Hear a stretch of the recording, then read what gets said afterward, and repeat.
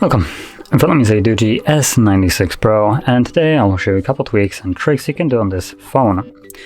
And getting started, we're going to begin with the gesture navigation, which doesn't actually come default enabled, so let's pop it on.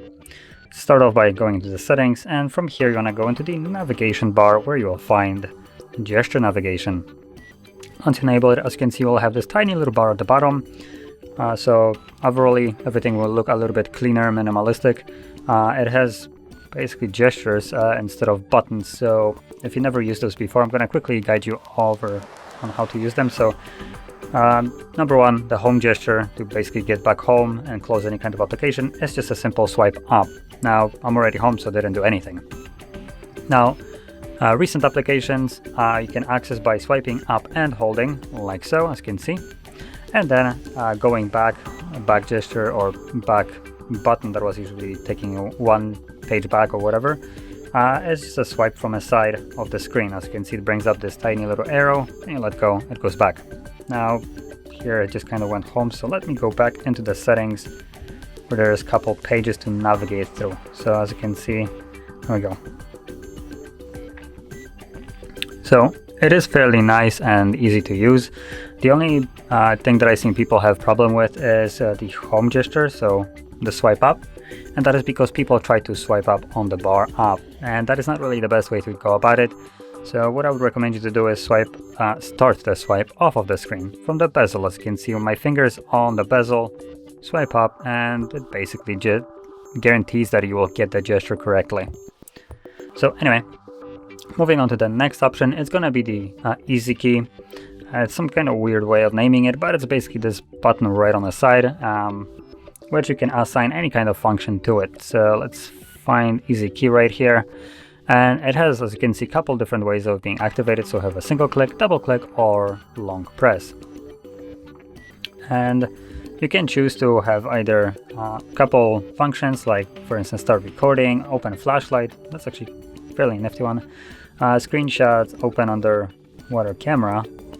Okay, open SOS, and some Zillow, or however you pronounce this application, which needs to be installed first. But additionally, we can go right here and choose to open up any kind of application with this. Now we can, for instance, set it up to have something like a flashlight on a single click, and on a double click open up an application. So let's just make it Chrome as an example. And now I'm gonna flip it over just so it's a little bit easier to see. Oop. And it turns on the flashlight. Press it again, oops, and it turns it off. And now if you double press it, it will open up Chrome. So just a nice, basically a key to allow you to access frequently used widgets or stuff like that quicker, which is really nice.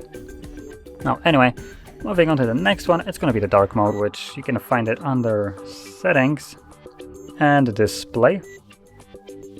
Right here, we have the dark theme.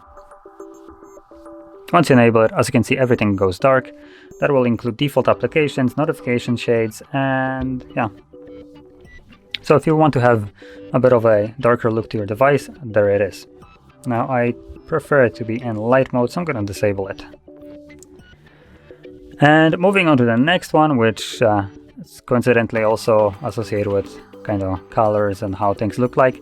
It's going to be the color mode, which again is under the display and screen color mode. And right here we have it set to standard, vivid, or vivid is the other option, cool color, and customize. So custom one basically allows you to set it up between cool or warm. We have cool color, kind of just adds a little bit more bluish tint to it, and vivid will make it a little bit more saturated. Now to some people vivid might be something that they like, to others vivid might be a little bit overdone.